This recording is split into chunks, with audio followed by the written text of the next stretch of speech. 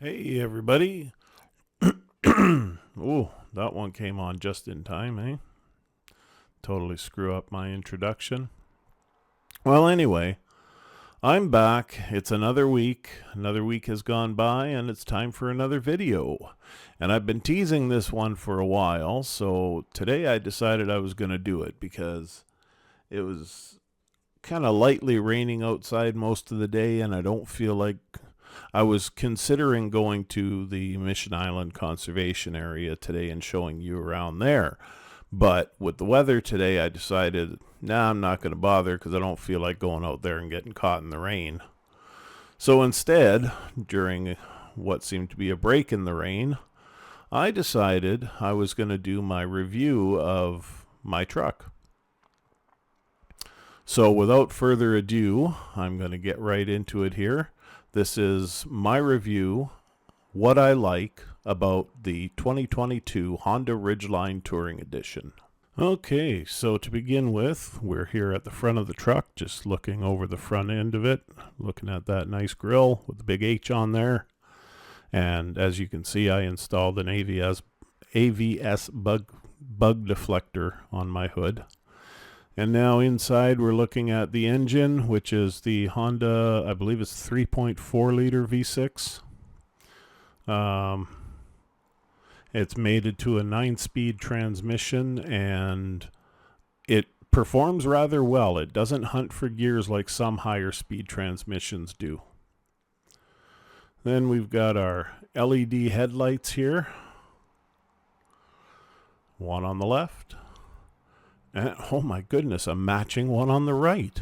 Wow, who'd have thunk it? All right, so we're going to close the hood here. And then coming around the side, I'm still basically focusing on the outside of the vehicle. I like the fact that it's all-wheel drive. That's very handy in the winter. It has intelligent traction management, so you can choose between snow mode, mud, sand, and normal. And as you can see here, I've got the Firestone Destinations on there. They're 18-inch, but they're the Destination ATs, which stands for all-terrain, which, I mean, they're not really all-terrain tires, but they do have a better grip than the standard Destinations, and they do work better in the snow, especially with the all-wheel drive. You can see the unibody construction here, that line that tries to make it look like a truck. And the unibody construction, it makes for a really nice ride. I will give it that. The ground clearance is stated by Honda at 7.6 inches. And then at the back here, we have our tailgate. As you can see, there's my backup camera right beside the tailgate handle. And it says Touring Edition and all-wheel drive. And we're going to open the tailgate now. As you can see, it opens like a normal tailgate, right? You've got a 5-foot bed here. It's actually wide enough that you can actually fit a full 4-foot wide sheet of plywood or drywall or anything like that in there. And it's got 8 tie-down cleats, 2 at each corner of the bed, which is really handy because I use them all the time when I'm tying down loads to go to the dump or something like that. They're very handy. Okay, so coming back to the back, we're going to close the tailgate here. And now we show you Honda's special little feature, the dual action tailgate, which you access from a handle right there under the touring tag. And then that gives you access to the in-bed trunk at 7.3 cubic feet of space. And that's where your spare tire is stored and your jack. Now, of course, the spare tire is just one of those temporary donuts, but I guess it does the job, right? And you can see it's on a tray there. You pull the tray out by undoing that little device there, and there's one on the other side. You unscrew that and the tray slides out and you have access to your jack, your tire, your everything. Okay, and I forgot to point it out while I was back there, but there's also a 150 watt and 400 watt truck bed power outlet. So coming to the inside, we have the rear 60/40 split bench seat, and it's a lift-up seat. So that's handy. It lifts up, locks into place. You can put bigger items back there if you don't have people sitting back there. So that's a very handy thing. There's, I believe, if I'm not mistaken, the seats are heated. I'm pretty sure there's controls there in the middle of, or at the very back of the center console. I forgot to take a look at that for you when I was in the truck. And there's the power window switches there, and the door locks, and the usual stuff that you find there, the fuel door release. So we're going to hop in here and take a look at this Purdy steering wheel. It's got a really nice instrument cluster in this truck. It also has remote entry and smart entry. Now, I'm not sure which is which, but I can just put, if I've got my key fob in my pocket, I can just put my fingers behind the inside of the door handle, and it unlocks all the doors. So that's kind of cool. And I don't know what happened here, but somehow I didn't get as much footage inside the cab as I had intended to while the camera was attached to my gimbal. And I took it off the gimbal and just did a little more for you here, show you a bit more. There's lots of headroom and legroom. I'm 6'1" and I have plenty of space when I sit in there. The driver's seat has 10-way power adjustment, including power lumbar support. That's rather nice. And we've got all our gauges here, and then we've got our infotainment system, as they like to call it, and climate control system, and then a little cubby basically for your change or whatever, parking change. And that plastic mat down there is the wireless charging port. And then we have a push-button transmission in this truck. I don't think all models came with it. I think the Sport has a stick, but it's still automatic, obviously. And, you know, leather appointed interior. I put the AVS sunshades on the door windows as well, and there's the power sunroof you're looking at there. And coming along down here, the sunglasses holder, and then there's the switches for the power sunroof and the power rear sliding window,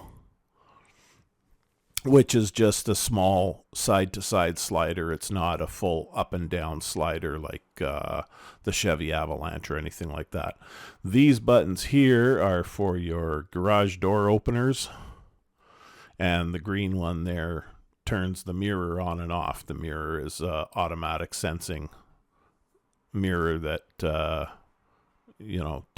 gives you whatever you call it. It prevents you from being blinded by the lights behind you, however you want to put that.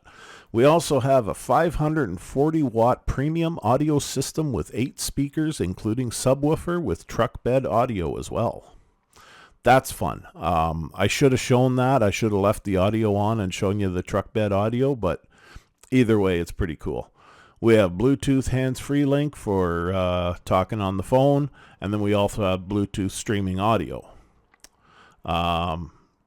It says on the website that there is an auxiliary input jack, but there is not, at least not in my model. Maybe it was in the Sport model or something like that, but it's not in the Touring model.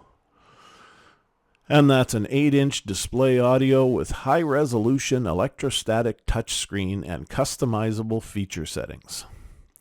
There are several USB ports throughout the truck, and the stereo has Sirius XM as well as a nice gauge cluster, and I mentioned the wireless charging. Hey, so, geez, it keeps coming when I'm just starting to talk. So, anyway, I realized that this is a fairly short video at this point. So I was going to do 2 videos. I was going to do one on what I like about the truck, and then I was going to do a second one on what I dislike about the truck. But seeing how short this one is already, the one about what I dislike is going to be even shorter. So I figured I may as well just do it here. So so here we go. There is two other things that I like about the truck that I didn't mention there. One is I love that color. It is so close to a cherry red. I just love it. And the other thing is, and this is the most important thing to like about it, it's mine. Well, I mean, mine and the bank's. So what I dislike about it, starting from the front and working our way back like we did with what I like about it, I'm going to say, for starters, I don't like the fact that it has variable cylinder management, because that tends to make an engine wear unevenly. The manufacturers say it doesn't, but mechanics say it does. And so, yeah, I'm not particularly fond of that, but not having any trouble with it so far either, so fingers crossed. And the second thing I don't like, we're coming around to the back. No, you know what? Let's stick with the front. I've got another point here I can address in the front. I don't like no. You know what? That can come for later, because that's actually inside. So in the back, the problem is that it has a compact spare tire. It doesn't have a full-size spare. But what do you expect for a mini truck, basically? It's a medium-sized truck, so you can't really expect too much from it. The in-bed trunk, while very handy, makes for a smaller fuel tank, less than 20 gallons, 19.5 gallons to be precise. So that's one of the sacrifices you make buying a Ridgeline, is you're not going to drive very far on a tank of gas, unfortunately. I've managed to get 400 kilometers out of a tank, and that's about the best you're going to do. And that was all highway driving. So the towing capacity is only 5,000 pounds. But again, what can you expect from a medium-sized truck? And not only that, it's a unibody truck. So, you can't really expect massive towing capacities out of something like that either. However, it does have a heavy-duty transmission cooler. So there's that. Moving to the inside, I have no complaints with the seating. However, I've never sat in the back. But from what I understand from other reviews that I've seen on YouTube is the back is quite spacious anyway, because it didn't look like it when I was lifting up the seat and showing you that. It didn't look like it was very spacious, but that's because the driver's seat was all the way back. Because the Ridgeline has the driver settings memory, where it remembers your seat settings and your window or your mirror positions. Side mirrors, of course, not the center rear view mirror. But so it remembers your seat position and those two mirror positions, and when you get out of the truck, it pushes the seat all the way back.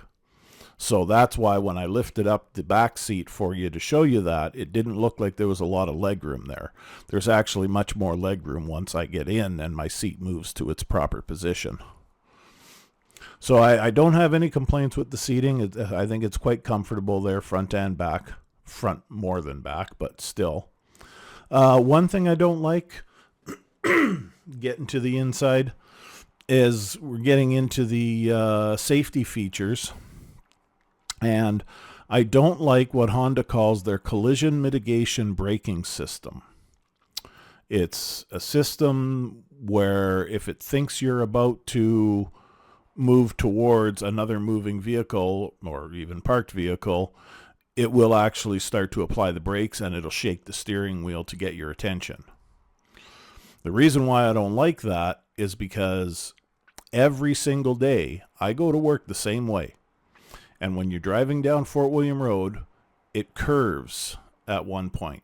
And when it does, oncoming traffic is curving towards you. And it looks like you're going to collide, but you're not if you both stay on your side of the yellow line. And every day I would have this braking system come on and the steering wheel shake at me. And I didn't know how to stop it, and I was getting pretty frustrated. I was going to take it to the dealership and find out how to stop it, but then I figured it out.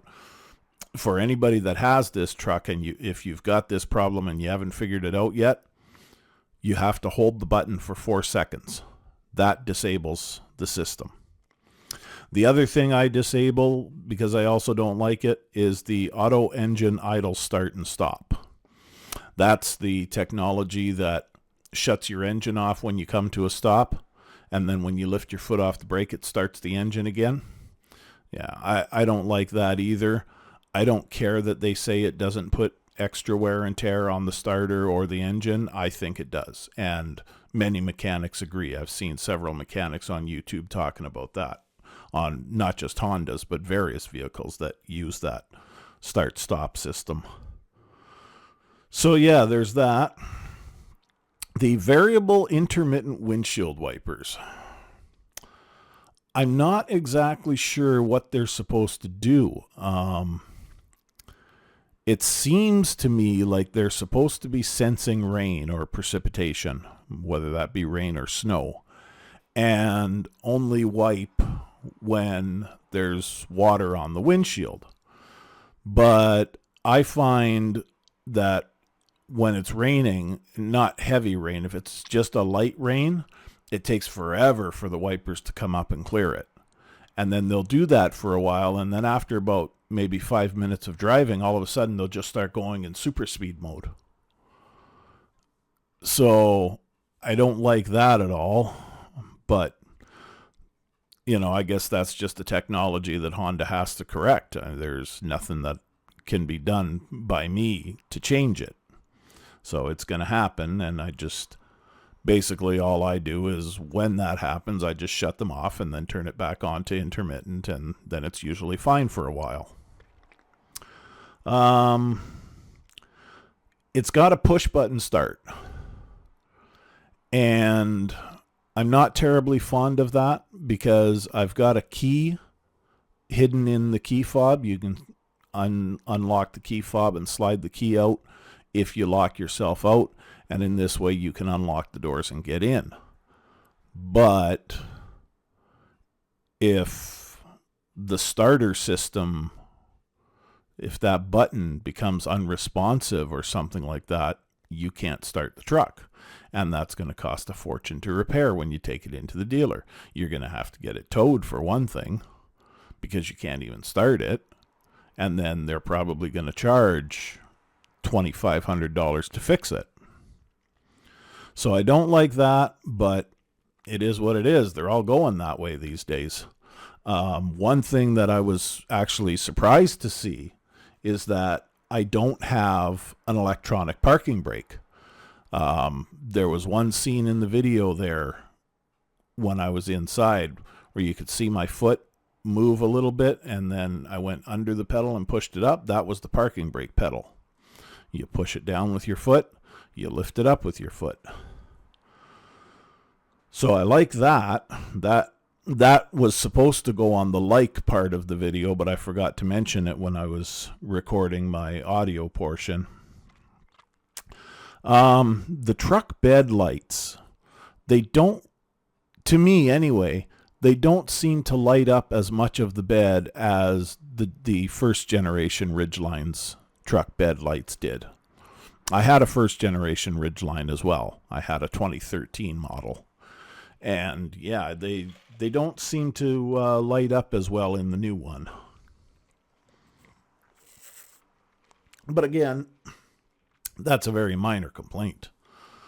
And the unibody construction, I mentioned in the like part of the video that the unibody construction makes for a really nice ride, and that it does.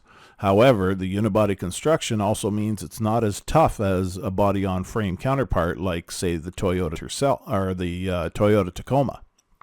Tercel, yeah, there's a comparison. But the Toyota Tacoma is a body-on-frame construction, so it's a stronger truck. It has a higher towing capacity. It has a higher weight capacity. So these are the things that you have to balance out.